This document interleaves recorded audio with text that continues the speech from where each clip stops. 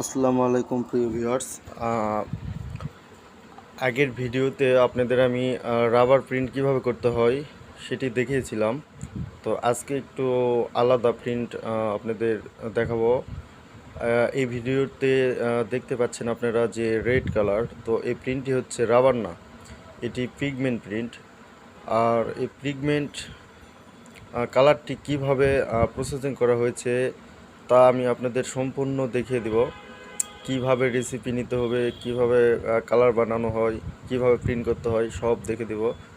তো প্রথমত কালারটি রেসিপি নিতে হবে, নেওয়ার পরে এটি কয়েকটি বেসিক দিয়ে কালারটি তৈরি করতে হবে। তো এই 1 গ্রাম কালার দেখতে পাচ্ছেন এখানে।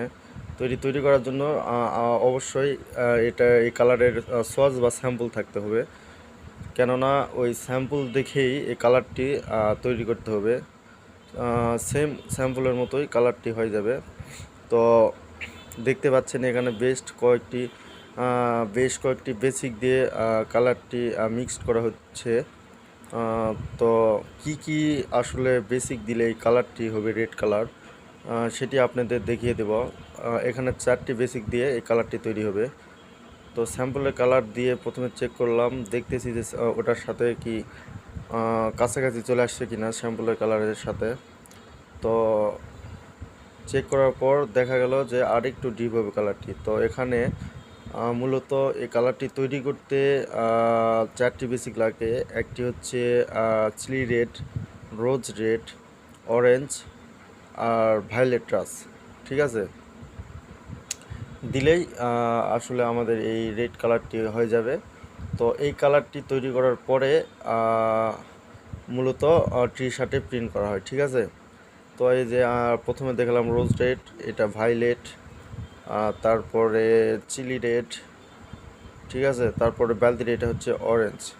আর এখানে গ্যালারিতে অনেক ধরনের বেসিক আছে। এখানে আছে fluorescent green, deep green, violet, fluorescent violet, turquoise, অনেক ধরনের বেসিক আছে, যে কালারের ক্ষেত্রে যেটি দরকার আর কি। আর পলির এটা দেখতে পাচ্ছেন সোয়াশ, এটা দিয়ে এই ডামের কালারটি মেলানো হবে। তো এখানে টাচ করার পর দেখা যাচ্ছে সোয়াশের কালার থেকে অর্থাৎ স্যাম্পলের কালারের থেকে আমাদের ড্রামের যে প্রোডাকশনের কালারটি এটি একটু ডিপ আছে, লাইট আছে। তো একটি ডিপ করতে হবে বেসিক দিয়ে। আর কালারটি একটু হার্ড, তার কারণে পানি দিয়ে পাতলা করা হচ্ছে, কেননা পিগমেন্ট কালার হার্ড থাকলে প্রিন্ট করা একটু প্রবলেম হয়ে যায় আর কি। সেক্ষেত্রে একটু পাতলা করে নেওয়া হচ্ছে। আর এগুলা কালার দিয়েই আসলে টি শার্টে প্রিন্ট করা হয় বিভিন্ন ধরনের। ঠিক আছে, আমরা যে টি শার্টগুলি ইউজ করে থাকি সচরাচর